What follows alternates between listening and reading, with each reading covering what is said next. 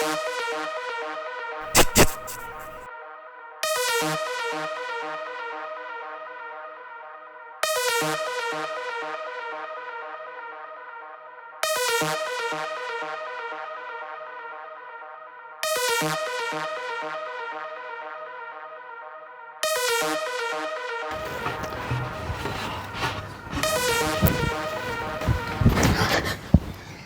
তুই বাসায় যাসনি? তুই না আমার থেকে 3 দিনের ছুটি নিয়েছিলি? ম্যাডাম, ছুটি তো দিয়েছিলেন, কিন্তু আমি ভাবলাম যে স্যারও ঢাকার বাইরে যাচ্ছে আর আমিও যদি চলে যাই তাহলে তো বাসায় আপনি একা হয়ে যাবেন। এর জন্য ভাবলাম যে তাহলে আমি থেকে যাই। এই শোন, আমাকে নিয়ে এত তোর চিন্তা করতে হবে না, আমি একা থাকতে পারবো। তোকে ছুটি দিয়েছি, তুই বাসায় চলে যা। ম্যাডাম, তারপরেও স্যারও বাসায় থাকতেছে না, আমিও যদি চলে যাই বাসা তো ফাঁকাই থাকবে। তারপরও এত কাজ আপনি একা একা কিভাবে করবেন? আর তারপরেও ম্যাডাম, বিপদ আপদের কথা তো বলা যায় না, যদি বাই এনি চান্স কোনো বিপদ হয়ে বসে তখন? শোন, আল্লাহর রহমতে তেমন কিছু হবে না। আর তুই কি বললি কাজের কথা? কাজ আমি নিজে একাই করে নেব। আর যদি কোনো সমস্যা হয় তাহলে আমি আমার ছোট বোনকে ডেকে নেব। তুই বরং তোর বাসায় যা, ঠিক আছে? আমাকে নিয়ে তোর চিন্তা করতে হবে না, যা। এই ইফতি, কি হয়েছে? তুমি ওর সাথে এরকম করছো কেন? আর বলো না, ওরে 3 দিনের ছুটি দিয়েছিলাম, ও বাসায় যেতে চাচ্ছে না, আমার সাথে থাকতে চাচ্ছে। আরে বাবা, ও তো ঠিকই বলেছে। আমিও অফিসের কাজের জন্য 3 দিনে ঢাকার বাইরে যাচ্ছি। আর ও যদি এই সময় চলে যায় তাহলে তো পুরা বাসা ফাঁকা। যদি তোমার কোনো আপদ বিপদ হয় ও থেকে যাক, বরঞ্চ আমি আসলে তারপর ওকে ছুটি দিও। আরে না না, ওর থাকতে হবে না। আর যদি কোনো প্রবলেম হয় তাহলে আমি আমার বোনকে ডেকে নেব, ও বাসায় চলে যাক।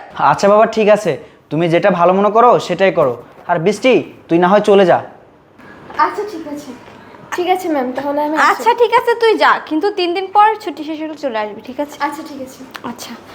এই কি হলো, তুমি যাবে না? তোমার তো লেট হয়ে যাচ্ছে। আরে ইফতি, বলো না, আমি ভাবছি যাব না। হঠাৎ করে না আমার শরীরটা ভীষণ খারাপ লাগতেছে। এই কি বলছো তুমি? তোমার কি মাথা খারাপ হয়েছে যে তুমি এসব বলছো? আচ্ছা, তোমার শরীর খারাপ করছে তো আমি তোমাকে ওষুধ দিচ্ছি, তুমি খেয়ে বরং মিটিংয়ে চলে যাও, ঠিক আছে? ইফতি, তুমি আমাকে হয়তো বা এখন ওষুধ খাইয়ে দিবে, কিন্তু সেই ওষুধ খেয়ে আমি ক্ষণিকের জন্য সুস্থ হয়ে যাব। কিন্তু আমি যখন রাস্তা দিয়ে যাব তখন যদি আমার শরীরটা খারাপ হয় তখন আমি কি করব বলো? শোনো, রাস্তায় যদি কোনো সমস্যা হয় তাহলে কোনো ফার্মেসি থেকে ডাক্তার দেখিয়ে ওষুধ নিয়ে তারপর খেয়ে মিটিংয়ে চলে যেও, ঠিক আছে? আর ইফতি, সেই কখন থেকে দেখতেছি তুমি শুধু কোম্পানি নিয়ে বসে আছো। আচ্ছা বাবা, আমি এই অবস্থায় গেলাম, কিন্তু বাইরে যাওয়ার পর আমার যদি কোনো ক্ষতি হয়ে যায় তখন আমি যদি না থাকি তাহলে তুমি আমার কোম্পানি দিয়ে কি করবে বলো? আরে বাবা, আমি তো তোমার কোম্পানি নিয়ে ভাবছি না, আমি তো ভাবছি যে তুমি কত কষ্ট করে এই মিটিংটা ফিক্সড করেছো। আর তুমি যদি এই মিটিংয়ে না যাও তাহলে তো আমাদের অর্ডার ক্যান্সেল হয়ে যাবে। আর অর্ডার যদি ক্যান্সেল হয়ে যায় তাহলে তো আমাদের কোম্পানি বন্ধ হয়ে যাবে। কোম্পানি বন্ধ হয়ে গেলে আমাদের পথে বসতে হবে। তুমি বুঝতে পারছো ব্যাপারটা? হ্যাঁ ইফতি, আমি বুঝতে পারছি। আর তুমি ঠিকই বলেছো। আর আমিও অনেক কষ্ট করে তিলে তিলে গড়ে তুলেছি এত বড় একটা কোম্পানি, যদি এক নিমেষেই নেমে যায় তাহলে তো খারাপ লাগবে। আচ্ছা, আমি বরঞ্চ যাই আল্লাহর উপর ভরসা করে। তুমি আমার জন্য দোয়া করো, হ্যাঁ? আর তুমি কিন্তু সাবধানে থেকো। আচ্ছা ঠিক আছে, যাও। জান, কই তুমি?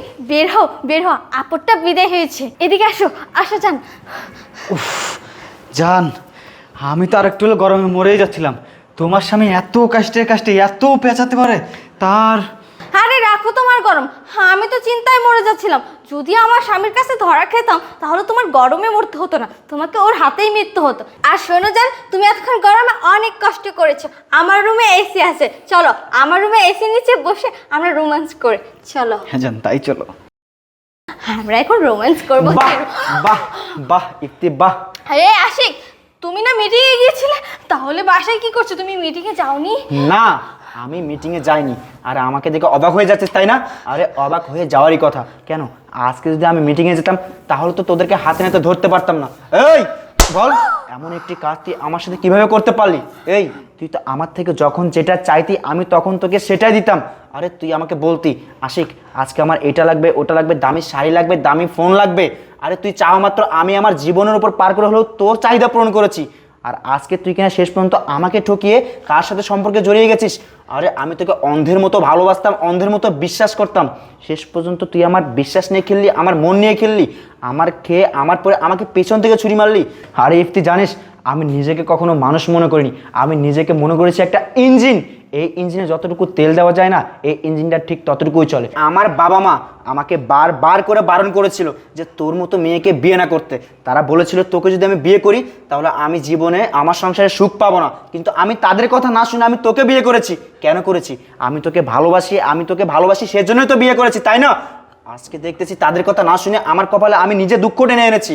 আজকে যদি তাদের কথা শুনতাম না ইপ্তি, তাহলে আমার চোখের সামনে এমন একটি দিন, এমন একটি দৃশ্য আমাকে কখনো দেখতে হতো না। আর এই ছেলে, তোকে বলছি, তুই বা এমন একটি কাজ কিভাবে করতে পারলি? এই, তুই কি জানতি না যে আমার স্ত্রী একজন বিবাহিত? আর এটা জানা সত্ত্বেও কিভাবে তার সাথে তুই একটা সম্পর্কে জড়িয়ে গেলি? ইপ্তি, তুমি বা কিভাবে করতে পারলে আমার এত কষ্টের কথা ভুলে পরকীয়া নামক একটা ন্যাক্কার সম্পর্কে জড়িয়ে যেতে? আর যাই হোক, আমি তোমার সাথে আর এক মুহূর্তের জন্য সংসার রাখতে চাই না। তুমি এখন এই মুহূর্তে তোমার পরকীয়া নাগরকে নিয়ে আমার বাড়ি থেকে চলে যাবে। যাও বলছি। হে আশিক, আমার ভুল হয়ে গেছে, আমি বুঝতে পারিনি, আমাকে তুমি ক্ষমা করে দাও আশিক। এই চুপ, একদম চুপ। কি বললা? ক্ষমা? আরে ক্ষমা তো তাকেই করা যায় যে ভুল করে। তুমি যদি 1000টা ভুল করতা না, আমি তোমাকে হাসতে হাসতে ক্ষমা করে দিতাম। কিন্তু ইফতি, তুমি কোনো ভুল করোনি, তুমি করেছো অন্যায়। আর যে অন্যায়ের কখনো ক্ষমা হয় না।